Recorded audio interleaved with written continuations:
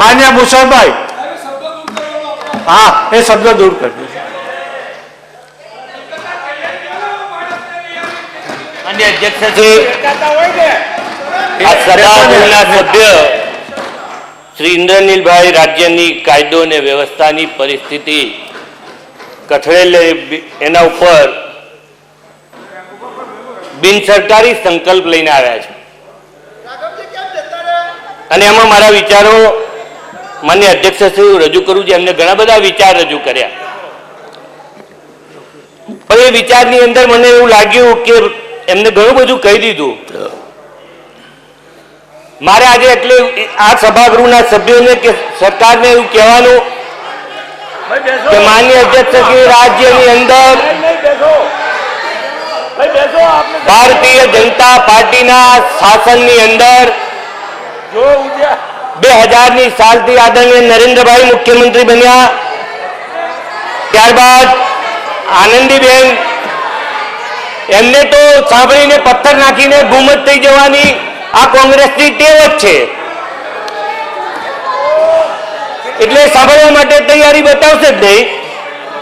માન્ય અધ્યક્ષશ્રી, અને આજે વિજયભાઈ રૂપાણીના નેતૃત્વ અને નીતિનભાઈના નેતૃત્વની અંદર આ સરકાર ચાલી રહી છે.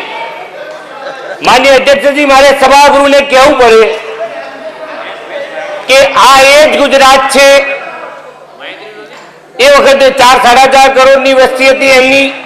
ભૂષણભાઈ, માન્ય અધ્યક્ષશ્રી, માન્ય ઇન્દ્રનીલભાઈ, એમને જે બોલવાનું હતું એ કયા શબ્દોમાં બોલવું કેવું નહીં ભલા ગયા.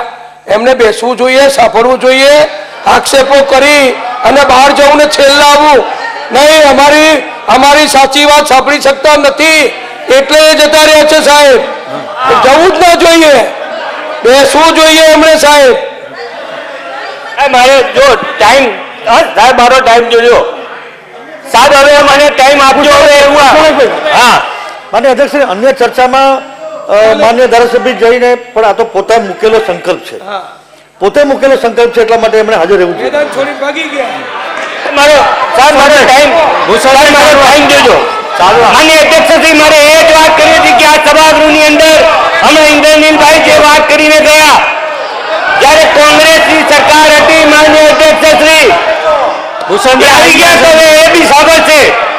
માન્ય અધ્યક્ષશ્રી, મારે કહેવું પડે કે આ ગુજરાતની કાયદો અને વ્યવસ્થાની જે પરિસ્થિતિની વાત કરે છે, એ વાત કરવા વાળા આ કોંગ્રેસના નેતાઓને મારે કહેવું પડે કે 1985ની સાલની અંદર ભગવાન પણ સલામત હતા, મંદિર પણ સલામત હતા. આ તમારા શાસનની અંદર ભગવાન જગન્નાથજીની રથયાત્રા નીકળવાની હોય ત્યારે આદરણીય મુખ્યમંત્રી જઈને મંદિરમાં પ્રાર્થના કરે કે હે પ્રભુજી, એ મહંતશ્રી, તમે રથયાત્રાનો રૂટ બદલો.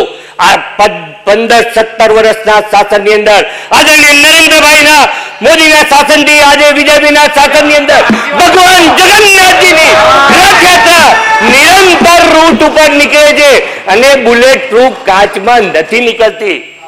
તમારા શાસનમાં ભગવાન જગન્નાથજીને બુલેટ પ્રૂફ કાચમાં નીકળવું પડતું હતું. એ શાસન આ ગુજરાતની જનતાએ જોયું છે. માન્ય ઇન્દ્રનીલભાઈ, તમે બોલ્યા તો હવે તમે સાંભળો. આજે ગુજરાતની અંદર દર વર્ષે ગણેશ વિસર્જન થાય છે. દર વર્ષે ચેટી ચાંદનું જુલુસ એ નીકળે છે. માં દશામાની પધરામણી એ થાય છે.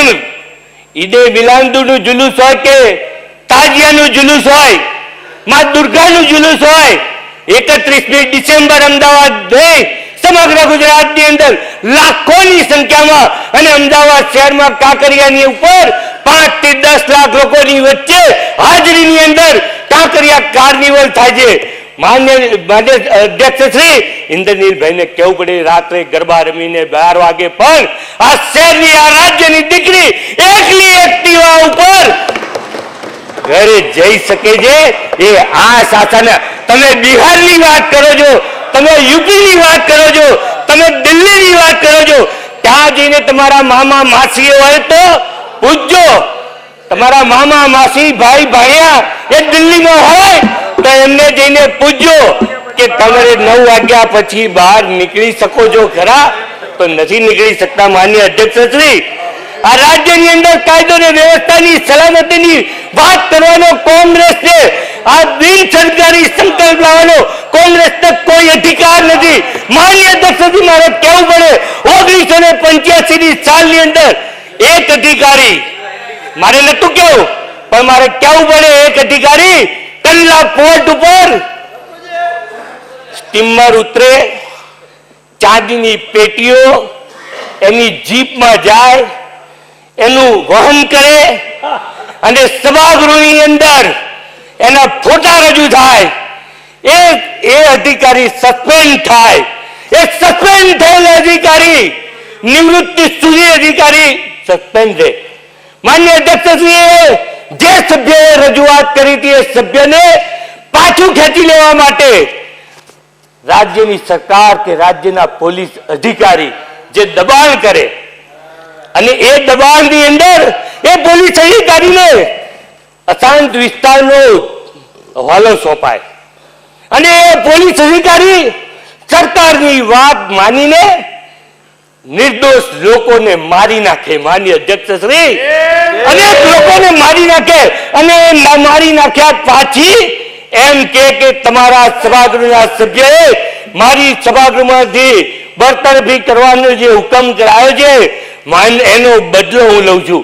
આજે આ રાજ્યની અંદર 15-20 વર્ષની અંદર ગુજરાતની અંદર એક પોલીસ અધિકારી આ પ્રકારનું કૃત્ય કરતા નથી. માન્ય અધ્યક્ષશ્રી, મારે તમને આ કહેવું પડે. રહેવા દો. માન્ય અધિકારી, માન્ય અધ્યક્ષશ્રી, મારે તમને કહેવું પડે કે આ જે રીતે કોંગ્રેસ પાર્ટી છેલ્લા ઘણા સમયથી જે વાત કરી રહી છે, હમણાં વાત કરી, મારે મહિલાઓ ઉપરની વાત કરવાની હતી પણ એ વાત હવે હું નથી કરી શકતો. પણ હવે જે વાત કરવાની હતી કે આતંકવાદના હુમલા થાય તો એમનું કહેવું એમ છે કે ચૂંટણી આવે એટલે થાય. માન્ય અધ્યક્ષજી, મારે કહેવું પડે કે અક્ષરધામની અંદર હુમલો થયો ત્યારે કઈ ચૂંટણીઓ હતી? ગુજરાતમાં ચૂંટણીઓ હતી? નહોતી. દેશમાં ચૂંટણીઓ હતી? નહોતી. માન્ય અધ્યક્ષજી, મારે કહેવું પડે કે માન્ય શૈલેષભાઈ, અરે અધ્યક્ષશ્રી,